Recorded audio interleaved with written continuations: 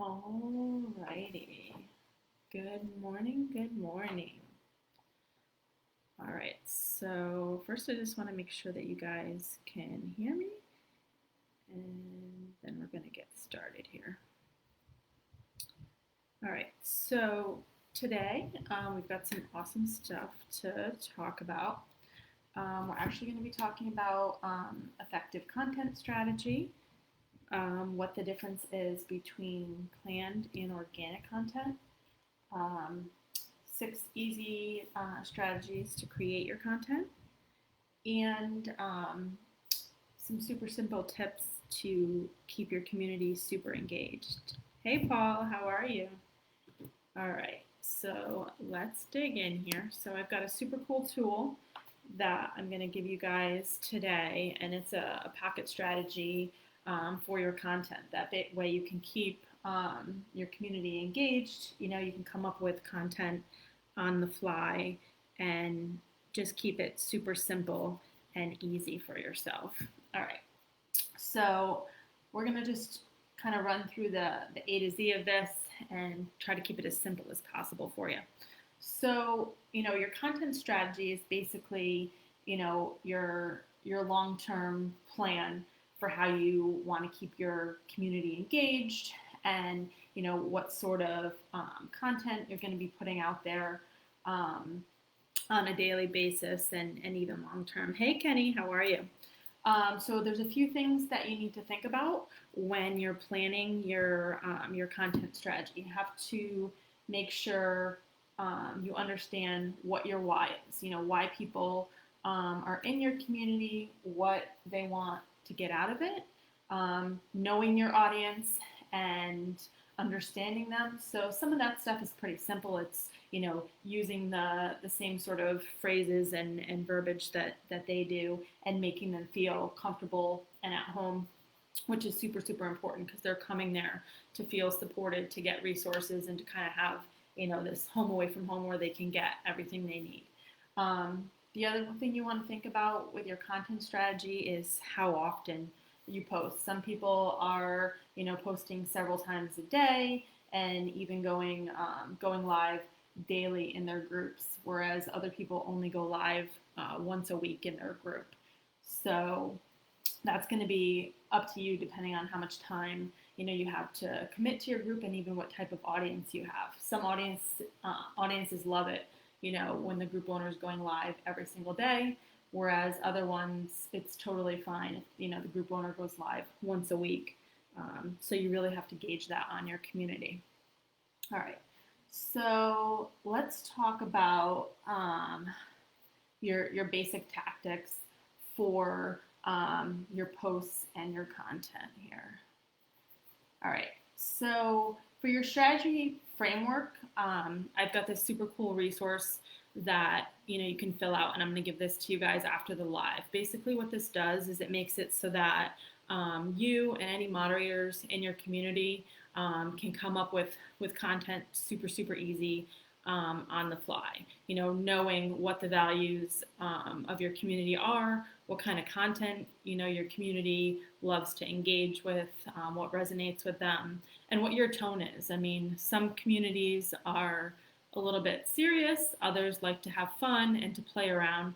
So you really have to know what the tone is and what resonates with the people in your community. I mean, some communities, they love memes and tons of things that are fun and silly, and others are, a little bit more serious. So you'll start to kind of feel that out, and really, as a leader, you get to decide that. Personally, I find that when you're a little bit more relaxed and you like to have fun with the people in your community, and you've got jokes and you've got memes and things that are fun, that when they're there and they're relaxed and able to play around, that they'll actually listen a lot better when you have serious content to give them and things that are important. So it's kind of better to make it a place that's a little bit less serious. All right, so I'm going to give this to you guys after the live. All right, so let's talk about two approaches for your content. So some people do a completely planned approach where they've got it planned out for 30 days in advance exactly what the different topics they're going to talk about. Usually, you'd stick with one topic for, say, a week, and you'd do a live, at the beginning of the week about your topic, and then throughout the week, all your posts that you put up, would be related to that. That's an awesome framework. So that way, you can kind of lead your audience exactly where you want them to go and lead them right to the offers that you have. But what I find is that with your content, you really want to have a mix of planned and organic. So you can kind of have it laid out as far as, what your topics are and how they correlate with all the offers that you have for your audience. But you're also going to want to pepper in, some things that are fun and organic that relate to whatever you've seen online that day, questions people are asking in the group, current events and fun things that are actually happening. Because if it's too sterile and too planned, you're not really going to get that same engagement from people as when you're bringing up things and going with the flow with the sort of questions that people are asking and just current things that are going on. So I don't think it's an either or thing with your content, whether it's planned or organic. You really kind of have to do a combination of the both to be as successful as possible. All right, so I'm also going to give you guys some other resources after this too, as far as, if you do want to have a framework for your planned content calendar. I'm going to give you the strategies for, what you need to think about when you're planning that content. Because number one, you don't want to just, randomly post something related to a topic. You need to think about, is your audience going to engage? What is it that makes them engage? All right, maybe, it's something related to a topic that everyone's been talking about in the community, or something fun. People love to do theme posts and promo posts in their group, where the group members can kind of talk a little bit about themselves. They can post links for their offers, links for their own groups, and all that. So when you're planning out your calendar, you need to think about how to get your community engaged with something that's important to them. So it might be, sharing, what they're selling, what their group is about, and what's important to them. Or, if you're doing something that's just silly and fun, you can always have a theme post with a GIF or something like that, and you're asking people to caption it, or, speak to something silly. Those are always a little bit fun. You kind of have to play around with that stuff too.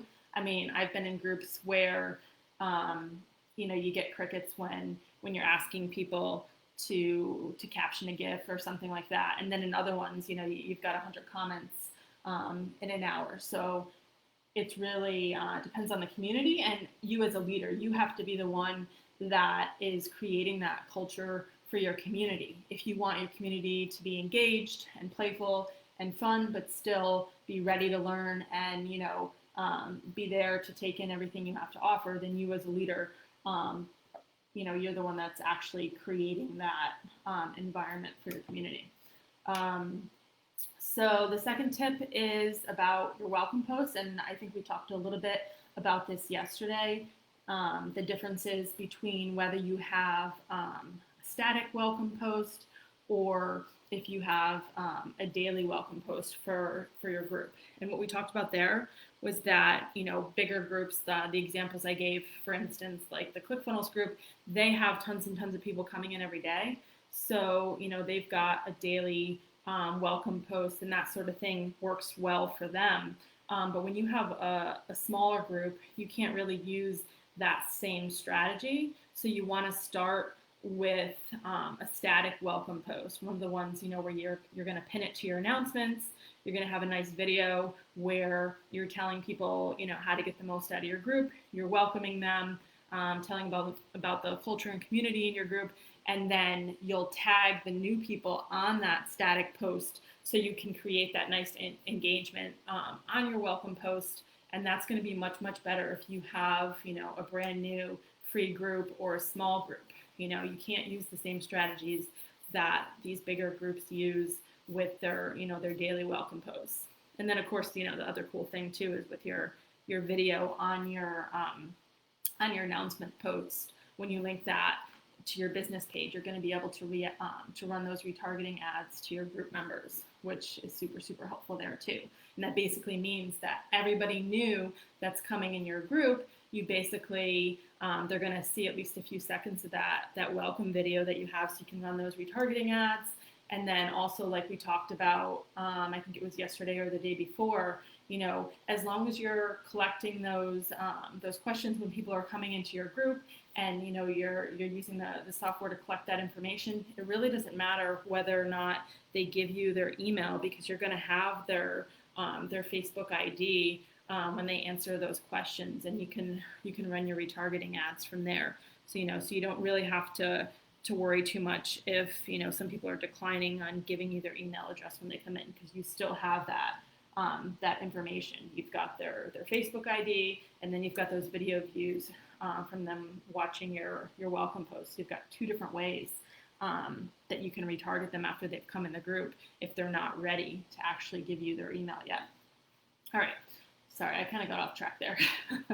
We were talking about tips for your content. So number one was, make sure it's super engaging, things people in your community are into, the welcome post, and that was getting people to engage when they first, come in.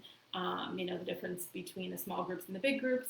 And like we talked about yesterday, there's nothing wrong with your group if people aren't interacting when they first get in there. There's a life cycle of your member. When they first get in, the first 30 to 60 days, they might be inactive, and they're going to be there, soaking up the content, checking out the culture of the community and all of that. So there's no reason to be worried.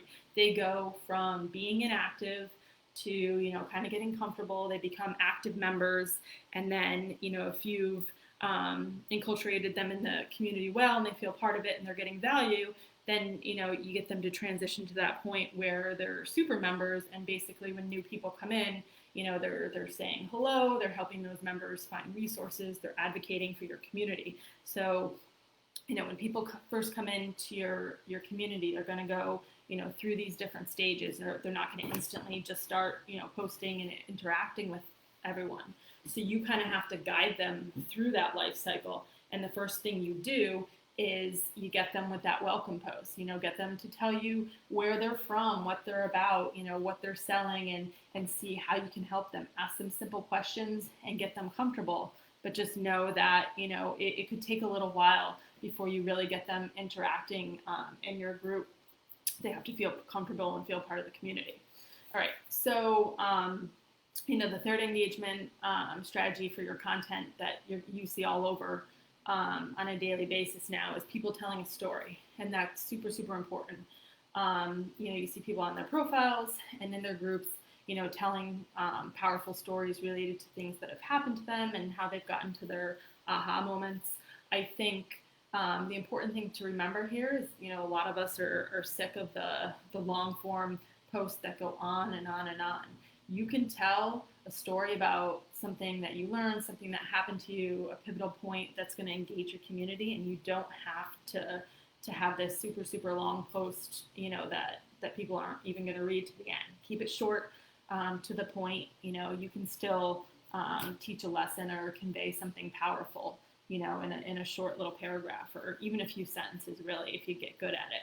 All right, so the next tip too is related to the life cycle of your members. So, lots of people are out there, advocating to post a couple times a day in your group. And I totally get that. You want to have posts that are fun, you want to have posts that are informative, and then you want to have posts that are putting your offer out there, to turn those members into buyers. I completely get that.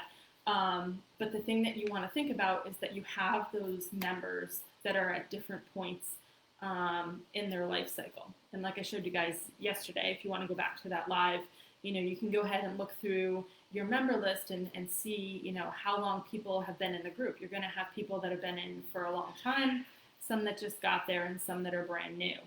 So instead of just thinking about your posts for engagement, posts for offers and education, you have to think at what point in the life cycle the different members are at. So you need to be putting up a post for new members, a post for members that have been around a little bit, and posts for super members. So really, what are those?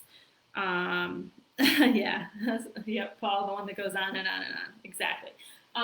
So this, I know I just made that sound complicated, but it's not. My point is just that when you've got new members, it's those fun, silly posts with like the GIFs and the pictures and commenting on, the things that are happening online and current events. That's the sort of stuff that new members, you might get them to like or love, or eventually they're going to comment on that. The members that are kind of in the middle, where they're active but they're not super members yet, those are the ones that are going to love your posts where you're doing some education and you're kind of introducing your offer.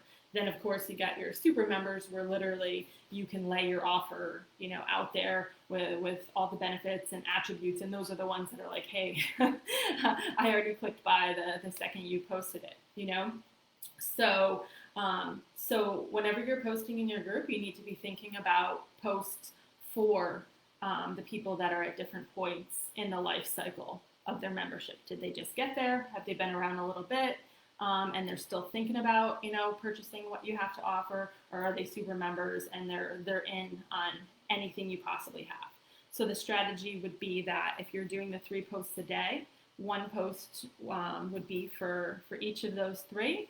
Or, if you're a person that, your group doesn't need that many posts a day, then certainly it could be like, Mondays for new members, Tuesday is for seasoned members, and Wednesdays for super members. Just remember to include them all when you're thinking about your content that you're posting, because you're going to be super disappointed if all your posts are offer posts that are meant for super members or seasoned members, when in reality your group's brand new and you have to be getting them to that point where they're going to want to just jump on everything you have.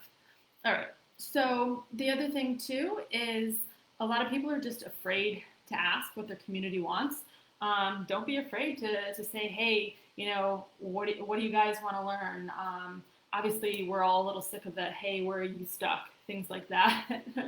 So, try to be a little bit more creative. Look at the conversations that are happening in the community and ask something based on that. Like, hey, are you guys all stuck on X, Y, Z? And then, you can post some content related to that. But try to get specific on where they're stuck, where they need help. The other thing that I find super helpful is to do audits. If you've got members that are stuck on a certain thing, and that's something directly that you help with in your paid offer, then go ahead and pull some people on a live, or do a quick Zoom with some members and help them get past that stuck point, and then you can showcase that specifically to your members and show that you're an expert at solving that. So it's really the things when your members tell you they're stuck in a certain point, that's the perfect opportunity for you to shine and to showcase in the group how you can get them unstuck from that, and how that leads exactly into your paid offers and what else you have for them. So really fishing around in your group, whether you do it yourself or you've got moderators and you use your keywords to fish for those things. You can find out where your members are stuck and save that information. You can create we talked about, I think on Monday or Tuesday, you can create collections for your groups, and basically you and your moderators can go ahead and save posts that are related to certain questions that keep coming up in your group. And you can also save positive testimonials for your group. So that way, you've got those collections with any posts of constantly asked questions, and you've got the collections of testimonials. Because that's another cool thing too that you can post in your group, posting the testimonials, go ahead and, doing audits for group members and helping get them past different points where they're stuck. I mean, that's one of the best ways to get credibility. If you're feeling a little shy and you don't want to do it on a live, that's totally fine. I mean, you can hop on them on a Zoom with them privately and help get one of your members, past a point that they're stuck at. And, if they feel comfortable with it, you can certainly ask them if you can post a recording from the Zoom, or even, ask them if you can do a little post about how you help them, get past that point. And that's going to that's going to help people move from, being active members to being super members who, are ready to pounce on all the different offers that you have. All right, so I keep going off on a tangent here today. Sorry. So the other engagement strategy for your content is just remembering that you have to have a purpose with each of your posts. Make sure that it aligns with the values of your community, that it's educational, that it supports your members, it's inspirational, any of those things. Whenever you post, is it entertainment? Is it inspiration? Is it support? Is it education? You always want to make sure that it's serving one of those things. And that's why this pocket strategy framework that I have here, this will be super helpful for you. So that way, whenever you're looking for something to post, you can just look at this and say, okay, is this in line with my values? Is this in line with what I want to teach my community? Is this something that's going to, relate right back to the paid offer that I have for my community, to, basically send them up my value letter and get them there. So, using that reference is going to be great. All right, let's see.